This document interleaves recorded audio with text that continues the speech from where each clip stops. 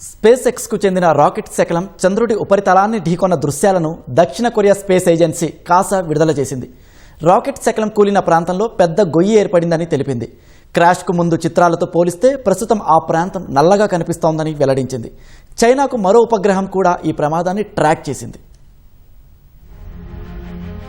ఈ నెల 5న space X కు చెందిన ఫాల్కన్ 9 రాకెట్ శకలం చంద్రుడి ఉపరితలాన్ని బలంగా ఢీకొట్టింది.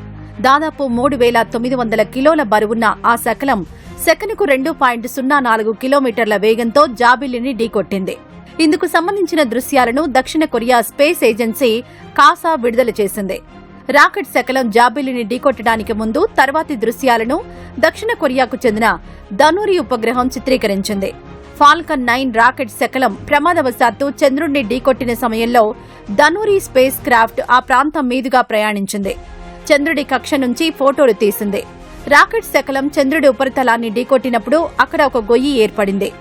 ఈ ప్రమాదం కారణంగా చంద్రుడి ఉపరితలంపై జరిగిన మార్పులు, వెదజల్లిన శిథిలాల ఆనవాళ్లను హై రిజల్యూషన్ కెమెరాలతో చిత్రీకరించింది. క్రాష్ కు ముందు చిత్రాలతో పోలిస్తే ప్రస్తుతం ఆ ప్రాంతం నల్లగా కనిపిస్తోంది.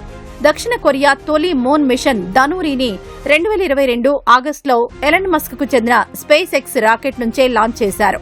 చైనాకు చెందిన మరో ఉపగ్రహం కూడా ఈ కుప్పకూలిన ఘటనను ట్రాక్ చేసి రికార్డ్ చేసింది.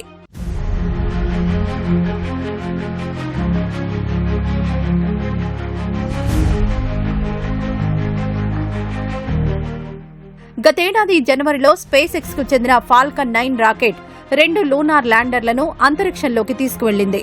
అందులోని బూస్టర్ సురక్షితంగా భూమికి తిరిగి వచ్చింది. ల్యాండర్లను చంద్రుడి వైపు నెట్టేందుకు ఉపయోగపడే రాకెట్ పైభాగం మాత్రం అంతరిక్షంలోనే ఉండిపోయింది. సాధారణంగా రాకెట్లోని ఇలాంటి భాగాలను భూమి వాతావరణంలోకి తీసుకురావడం లేదా నిర్దిష్ట కక్షలోకి మళ్లించడం జరుగుతుంది. అయితే సౌర కార్యాచరణ, గురుత్వాకర్షణ ప్రభావంతో దాని కక్షలో మార్పులు చోటు చేసుకున్నాయి.